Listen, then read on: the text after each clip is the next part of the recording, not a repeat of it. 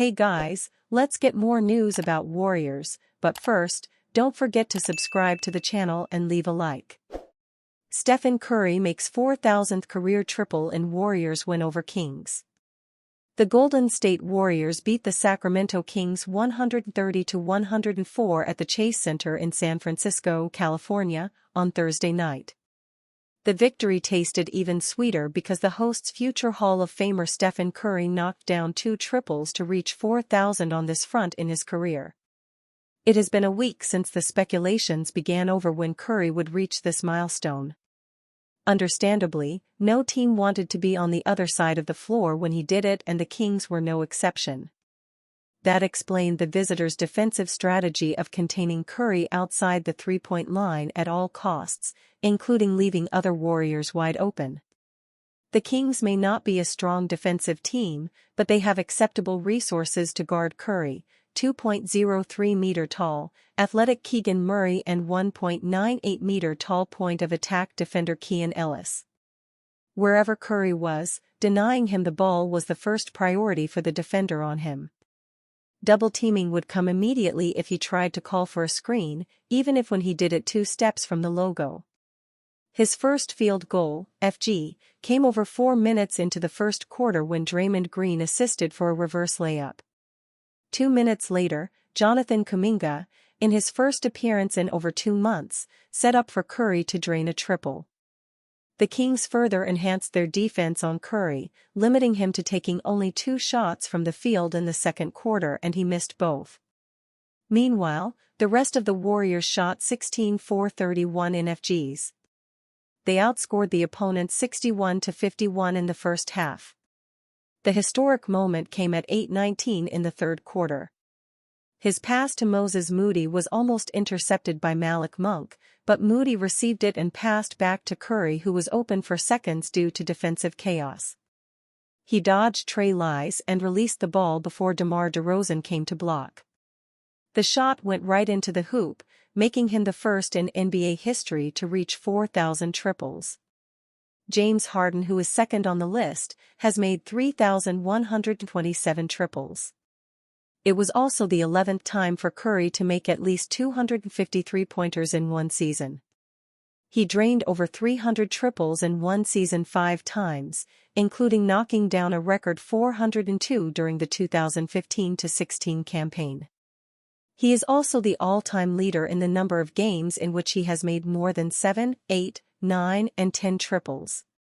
Superstar guard Stephen Curry has added another remarkable achievement to his resume, with the 2x MVP officially hitting his 4,000th career three-pointer during the third quarter of the Golden State Warriors matchup with the Sacramento Kings at Chase Center on Thursday night. Curry made his 3,999th career triple from a beautiful drive and kick from the returning Jonathan Kuminga in the first quarter, but had to wait until the third period to reach the 4,000 mark.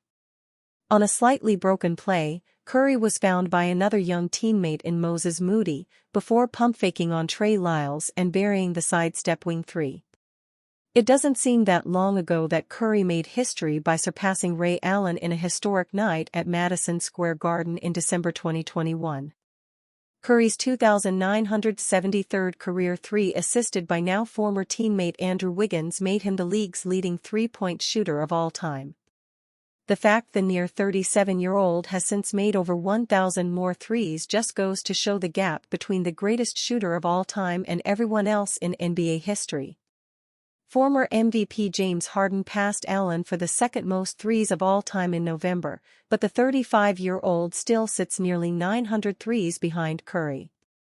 Damian Lillard is currently 4th in all-time rankings but is over 1,200 made threes behind Curry, while longtime Splash brother Klay Thompson ranks 5th with 2,667 career-made triples, most of which came with the Warriors. Given it's taken just over 3 years for Curry to go from 3,000 to 4,000, it's not unforeseeable to see him remarkably reach 5,000 career three-pointers. The 11x All-Star is contracted with Golden State for another 2 seasons, but did tell 95.7 The Game on Wednesday that "I'd like to outplay that, for sure." There might be another three-point battle that Curry has his eye on in the short term, with a three-way contest for who will lead the league in most threes this season. Minnesota Timberwolves star Anthony Edwards currently leads the way with 262 made triples, while Malik Beasley is a surprise second name on the list, just one behind the former number 1 overall pick. Jonathan Kuminga's return has quietly coincided with Warriors losing intriguing forward. Jonathan Kuminga is set to make his return to the Golden State Warriors on Thursday night against the Sacramento Kings, having missed the last 31 games due to a severe ankle sprain suffered on January 4. But while Kuminga will be active to face the Kings, there's another former top 10 pick who won't be.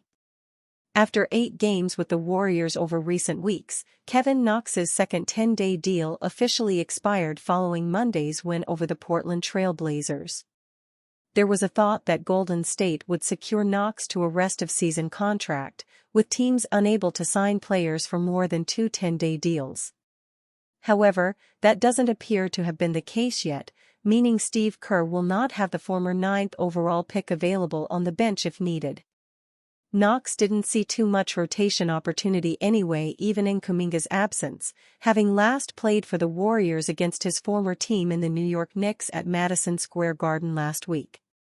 The 25-year-old forward played just over 12 minutes in that game, with his performance coming against the Charlotte Hornets on February 25 when he had 12 points, 5 rebounds, 3 assists, 1 steal and 2 blocks in less than 15 garbage time minutes. Golden State may not have made a decision on Knox just yet, but the CBA rules will force them to make a signing one way or another in less than 2 weeks. Without Knox on a contract, the Warriors only have 13 players on the main roster, which can only remain the case for a maximum of 2 weeks at a time and 28 total days over the course of the season. It remains likely that the franchise does sign Knox to a rest-of-season contract, and that they're simply waiting until they truly have to in order to save some dollars. The 7-year NBA veteran has not returned to the G League at this stage, with Santa Cruz recording a big 145-111 victory over the Osceola Magic at Silver Spurs Arena on Wednesday. Knox earned his opportunity thanks to some incredibly impressive G League form, having averaged 25.3 points and 8.8 rebounds on over 52% shooting from the floor and 44% from three-point range in 12 regular season games. A combination of size, athleticism and shooting certainly made Knox an intriguing option, but for now his future with the Warriors is in a state of limbo.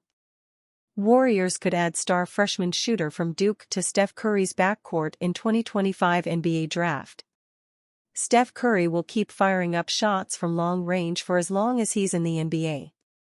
The Golden State Warriors might look to add a shooting partner next to Curry, according to ESPN's latest NBA Draft 2025 mock selections. Golden State currently only holds the number 42 overall pick, but this particular mock draft shows an intriguing talent making it to Golden State, Duke freshman Isaiah Evans. Evans is the least heralded of the Blue Devils' 4 standout freshmen, the other 3 of whom ESPN predicts to be top 10 picks, including number 1 Cooper Flagg. That doesn't mean Evans isn't talented, too. The 6'6" guard is shooting a ridiculous 44.4% from three-point range.